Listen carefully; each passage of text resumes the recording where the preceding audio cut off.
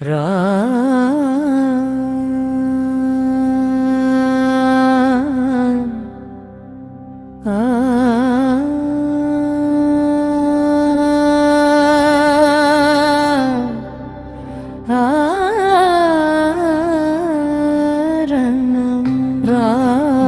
రామాయణం మారుణం రామాయణం మారుణం రామాయణం మారుణం రామాయణం మారుణం రామాయణం మారుణం రామాయణం మారుణం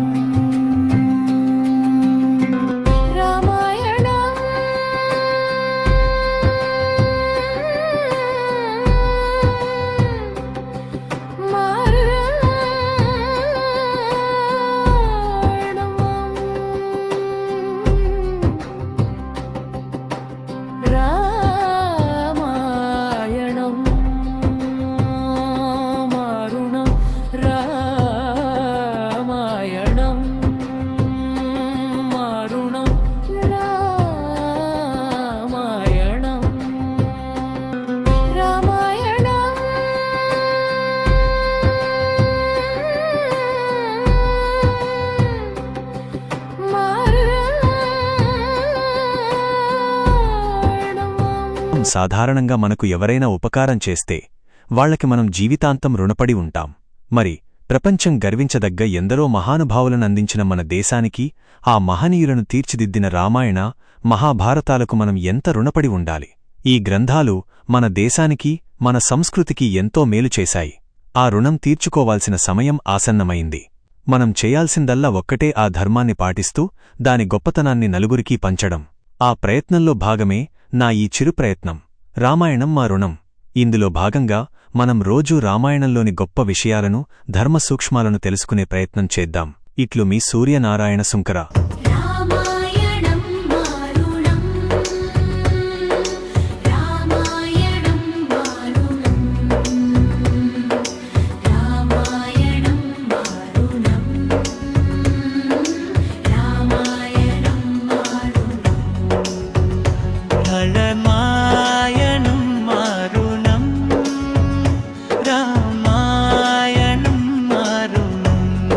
రామాయణ మహాగ్రంథాన్ని మనకు అందించిన వాల్మీకి మహర్షి గురించి ముందుగా తెలుసుకుందాం. అతనొక బోయవాడు అని, అతని పేరు రత్నాకరుడని కొందరు చెబుతారు. అయితే అది వాస్తవం కాదు. అతను పుట్టుకతోనే అతను బ్రాహ్మణుడు. అతని పేరు అగ్నిశర్మ.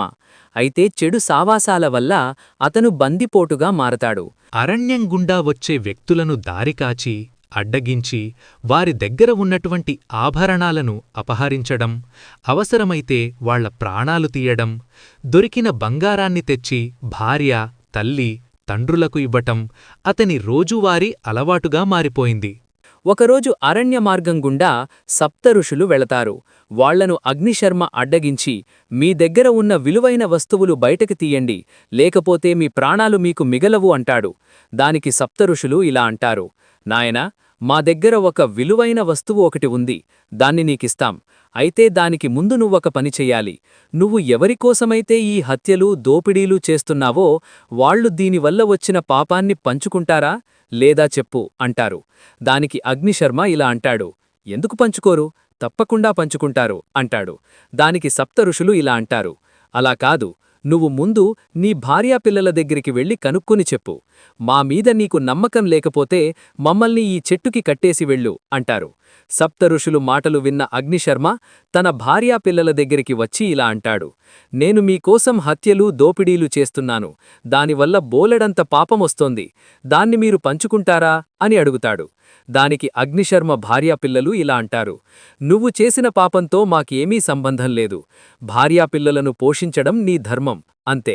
నువ్వు చేసే పాపంతో మాకు సంబంధం లేదు అని కరాకండిగా తెగేసి చెప్పారు. దానితో అగ్నిశర్మ కళ్ళు తెరుచుకున్నాయి. నేను ఎవరికోసమైతే ఈ పాపం చేశానో వాళ్లు నా పాపాన్ని పంచుకోనప్పుడు నేను వీళ్లకోసం ఎందుకు ఈ పాపం మూటకట్టుకోవాలి అని ఆలోచిస్తూ సప్తఋషుల వద్దకి వచ్చి జరిగినదంతా చెబుతాడు.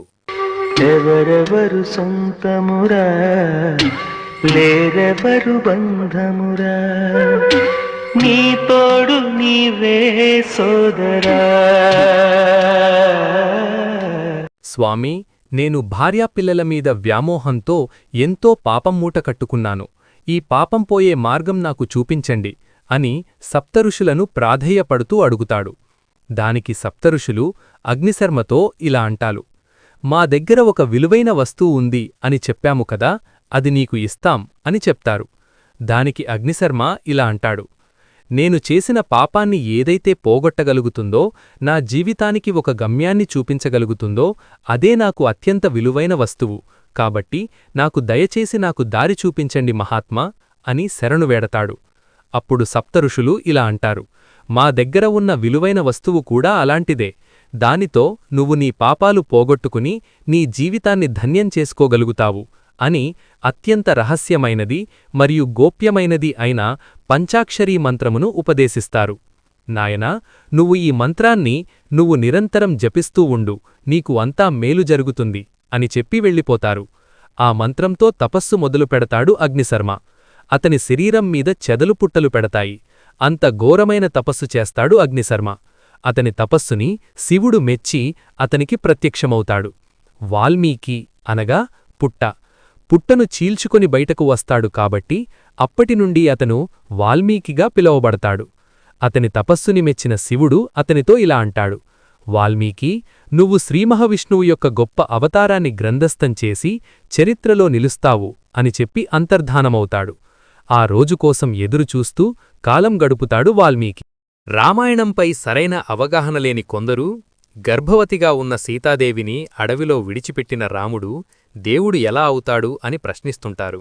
అయితే ఇక్కడ మనం గమనించాల్సిన విషయం ఏమిటంటే, శ్రీరాముడు సీతాదేవిని అడవి మధ్యలో ఒంటరిగా విడిచిపెట్టి రమ్మని చెప్పలేదు. అడవిలో ఉన్న వాల్మీకి మహర్షి ఆశ్రమంలో దింపిరమ్మని మాత్రమే లక్ష్మణుణ్ణి ఆదేశించాడు. రామాయణంలో హీరోలు, విలన్లు అని ఎవ్వరూ లేరు. ప్రధానమైన దేవతాశక్తులన్నీ కలిసి మనుషులు ఎలా జీవించాలో నేర్పడానికి భూమిమీదకు వచ్చి ఆయా పాత్రలు పోషించారంతే. ఇందులో ప్రధానంగా శ్రీమహావిష్ణువు శ్రీరాముడిగా, లక్ష్మీదేవి సీతాదేవిగా, ఆదిశేషుడు లక్ష్మణుడిగా, శంఖం భరతుడిగా, సుదర్శనచక్రం శత్రుఘ్నుడిగా అవతరించారు. అలాగే ఇంద్రుడు వాలిగా, సూర్యుడు సుగ్రీవుడిగా, బ్రహ్మదేవుడు జాంబవంతుడిగా, ఆ పరమశివుడు హనుమంతుడిగా, దేవశిల్పి అయిన విశ్వకర్మ నలుడిగా, వైకుంఠ ద్వారపాలకులైన జయవిజయులు, రావణ కుంభకర్ణులుగా పాత్రలు ధరించారు. కాబట్టి ఇందులో కేవలం నాయకులు, ప్రతినాయకులు మాత్రమే లేరు. అందరూ దైవస్వరూపులే. అవసరాల కోసం దారులు తొక్కే పాత్రలు తప్ప హీరోలు, విలన్లు లేరి నాటకంలో. ఎవరైతే కుటుంబ పోషణే పరమలక్ష్యంగా జీవిస్తారో వాళ్లందరూ అగ్నిశర్మలే. మనం సంపాదించిన సంపదను మన వారసులు పంచుకుంటారు తప్ప మన పాపాన్ని వారు పంచుకోరు. మన పాపాన్ని మనమే భరించాలి. అగ్నిశర్మలా ఉన్న మనం వాల్మీకిగా మారాలన్నదే రామాయణం యొక్క ముఖ్య ఉద్దేశం. రామాయణాన్ని తాత్వికంగా చూస్తే శరీరమే లంక, జీవుడే సీతాదేవి, పరమాత్మే శ్రీరాముడు, మనసే రావణాసురుడు. రావణాసురుడి తల నరికితే మళ్లీ ఎలా వస్తుందో మన మనసులో కూడా ఒక ఆలోచన పోగానే ఇంకో ఆలోచన అలానే వస్తూ ఉంటుంది. ప్రపంచమనే మాయలేడిని నమ్మి మోసపోయి మనసు అనే రావణాసురుడి చేతికి చిక్కి శరీరమనే లంకలో ఇరుక్కుపోయిన జీవుడైన సీతాదేవిని పరమాత్మైన శ్రీరాముడితో కలుపుతాడు గురువైన హనుమంతుడు. ఇదే రామాయణ అంతరార్థం. ముక్కులో గాలి ముక్తికి దారి అంటాడు యోగి వేమన. హనుమంతుడు అంటే వాయుపుత్రుడు. అంటే మనలో ఉన్న శ్వాసను గమనిస్తూ అనగా ప్రాణాయామం ద్వారా మనస్సును నిశ్చలం చేసి ఆ ప్రశాంత మనస్సుతో పరమాత్మను ధ్యానించి మోక్షాన్ని పొందడమే రామాయణం మనకిచ్చే సందేశం. మీ అందరికీ సంక్రాంతి శుభాకాంక్షలు. మళ్లీ మరో సందేశాత్మకమైన వీడియోతో కలుద్దాం. ఇట్లు మీ సూర్యనారాయణ సుంకర.